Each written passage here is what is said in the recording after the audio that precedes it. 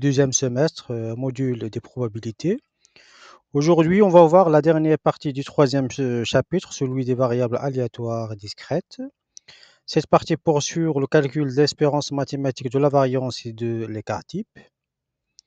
Voilà, donc on commence par l'espérance mathématique d'une variable aléatoire, comment on peut la calculer et quelle est sa signification. D'abord, pour le calcul, soit x une variable aléatoire discrète dont l'ensemble des valeurs prises est xi, i donc commence de 1 jusqu'au n, et dans la loi de probabilité, donc pour chaque xi, on a p de i. L'espérance mathématique dans ce cas-là est égale au nombre réel, la somme des xi, p de i, la somme des produits xi, p de i. Par exemple, supposons qu'on a cette loi de probabilité. Pour la valeur 2, par exemple, la probabilité est égale à 0,1. Pour 3, la probabilité c'est 0,3. Et pour 4, c'est 0,2. Et pour 5, c'est 0,4. Dans ce cas-là, si on voulait chercher l'espérance mathématique, la moyenne des résultats ou des valeurs prises par cette variable discrète x, on procède ainsi. L'espérance de cette variable aléatoire discrète égale à quoi? C'est les xi fois multiplié par les p de i, donc c'est 2 fois 0,1, plus 3 fois 0,3, plus 4 fois 0,2 et plus 5 fois 0,4, ce qui est donc 3,9. Et donc dans ce cas-là, on dit que la moyenne obtenue ou la valeur moyenne des xi égale à 3,9. L'espérance signifie aussi, donc c'est un résultat moyen, donc c'est une moyenne des résultats ou des valeurs des xi que l'on doit s'attendre à obtenir, ou la valeur moyenne de la valeur ou de la variable aléatoire discrète.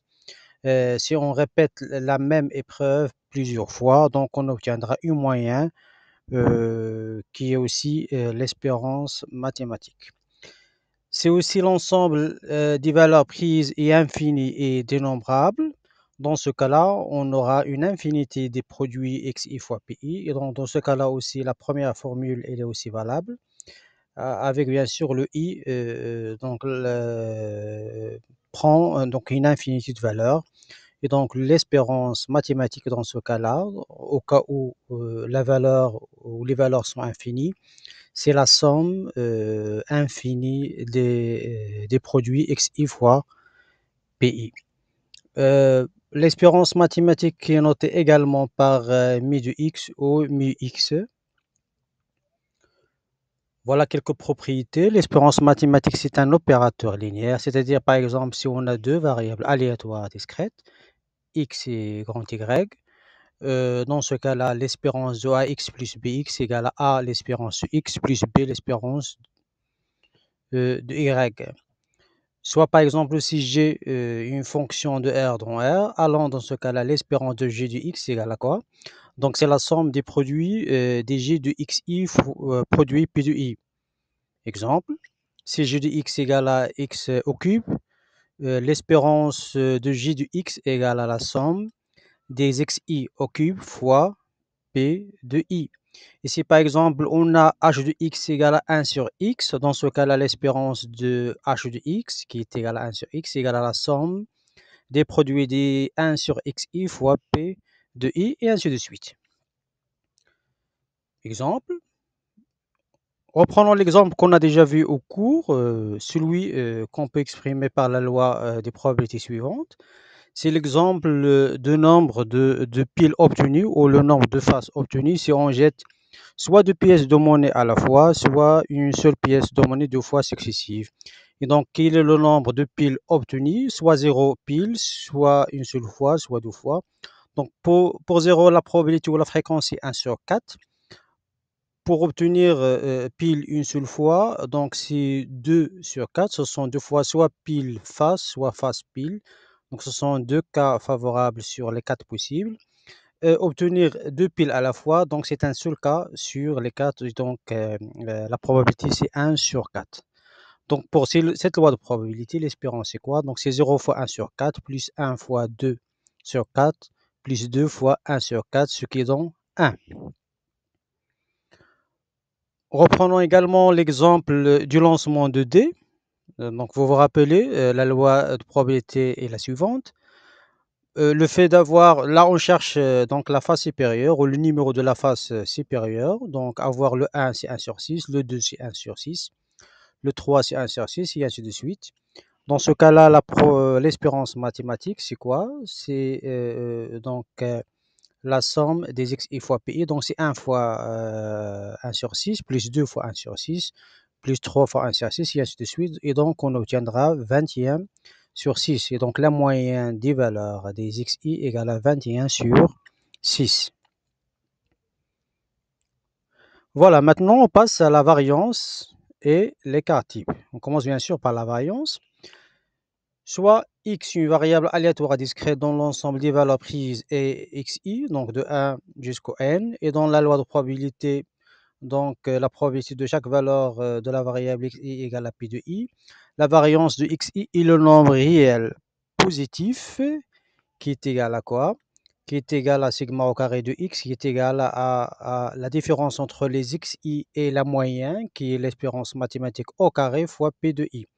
Donc, c'est la somme des distances séparant quoi? Séparant chaque valeur de xi et la moyenne, qui est l'espérance mathématique, au carré fois p de i. Exemple, si on a une telle loi de probabilité, donc par exemple pour 2, on a une probabilité égale à 0,1, pour 3, 0,3, pour 4, 0,2 et pour 5, 0,4. Et on a déjà calculé l'espérance qui est égale à 3,9. Dans ce cas-là, la variance égale à quoi? Donc c'est 2 moins 3,9, l'espérance mathématique, au carré fois 0,1, plus le 3 moins l'espérance au carré fois 0,3, plus 4 moins l'espérance, les 3,9 au carré fois 0,2, plus 5 moins 3,9 au carré fois 0,4. Ce qui est donc 1,09. Et donc la variance, il calcule aussi la distance, donc séparant les valeurs, les différentes valeurs de la variable aléatoire discrète et la moyenne, donc et l'espérance mathématique, mais au carré. Voilà quelques propriétés également. La racine carrée de la variance est appelée écart type de x. C'est sigma de x est donc égal à la racine carrée de la variance de x. La variance de x est appelée aussi moment centré d'ordre 2 de la variable aléatoire et discrète x et caractérise la dispersion. Donc, il permet de calculer, d'apprécier, de mesurer la dispersion ou l'éloignement des différentes valeurs par rapport à la moyenne. Et donc, c'est une caractéristique ou c'est un paramètre de dispersion. Les valeurs de la variance et l'écart type sont toujours positifs, ce qui est normal, c'est le carré ensuite la racine carrée. Si v de x égale à 0, alors la variable aléatoire discrète est une constante, ce qui est tout à fait normal et naturel. Si v de x égale à 1, dans ce cas-là, on est dans le cas d'une variable aléatoire discrète, dite variable aléatoire réduite. C'est le cas, par exemple, d'une loi normale centrée réduite avec, bien sûr, si v de x égale à 1, donc aussi l'espérance égale à 0. Autre remarque, euh, c'est une manière aussi donc plus pratique pour calculer la variance. La variance, c'est aussi l'espérance du carré de la variable aléatoire discrète moins l'espérance au carré. C'est très pratique pour calculer facilement la variance sans passer par les n termes. Exemple, prenons cette loi de probabilité avec le 0, on a une probabilité ou une fréquence de 2 ou une fonction de densité de 2 sur 3. Pour 2, c'est 2 sur 9 et pour 5, c'est 1 sur 9. Dans ce cas-là, d'abord, on doit calculer l'espérance de x, donc c'est 1. Ensuite, on passe pour calculer l'espérance du x au carré qui est égal à 0 plus 8,8 sur 9 plus 25 sur 9 qui est égal à 33 sur 9, c'est 11 sur 3. Et donc, ce cas-là, donc application numérique, on aura la variance de x égale à 1 sur 11 moins l'espérance au carré qui est 1 au carré. Donc c'est 11 sur 3 moins 3 sur 3, ce qui donne 8 sur 3. Vous pouvez aussi vérifier chez vous donc la valeur de la variance en utilisant la fonction ou la formule classique, celle de la somme des produits de la distance au carré fois P de i. Deuxième remarque, c'est c'est pour donc les valeurs infinies ou dénombrables ou les ensembles infinis ou dénombrables. La même formule elle est encore valable, donc V de x égale à quoi? Égale à la somme jusqu'à l'infini des xi moins l'espérance au carré fois P de i. Voilà, on a un exercice d'application. Supposons qu'un article de stock est l'objet d'une demande journalière X dont la loi de probabilité est donnée par. Si X égale à 1, on a une probabilité ou une fréquence égale à 3 sur 18, 4, 6 sur 18 et 7, 9 sur 18. Donc là, on vous demande de calculer l'espérance et la variance. Déjà pour l'espérance, c'est 1 fois 3 sur 8 plus 4 pardon, fois 6 sur 18 plus 7 fois 9 sur 18 qui est donc 5. Maintenant, pour calculer la variance, donc la formule la plus pratique et la plus simple, c'est celle qu'on a déjà vue. Et donc, on doit passer par calcul de l'espérance de la variable au carré qui est égale à 30, ce qui donne une variance égale à 30 moins l'espérance au carré moins 25 qui est égale à 5. Et je vous remercie pour votre attention. Merci.